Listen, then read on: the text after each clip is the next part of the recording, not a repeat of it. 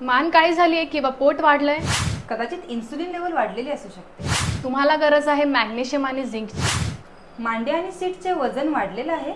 Oestrogen वाढलंय. तुम्हाला गरज आहे व्हिटॅमिन B6. पाळी येण्याआधी खूप पोट दुखतंय. कदाचित प्रोजेस्टेरॉन लेवल कमी झालेले असू शकते. तुम्हाला गरज आहे झिंकची. सकाळी उठू वाटत नाहीये. कॉर्टिसॉल कमी झाला असणार आहे. तुम्हाला गरज आहे व्हिटॅमिन D. त्वचा वारंवार कोरडी पडती आहे. थायरॉइड इम्बॅलन्स असू शकतो. तुम्हाला गरज आहे ओमेगा 3 ची. टक्कल पडते आणि केस गळती होते. टेस्टोस्टेरॉन वाढला आहे.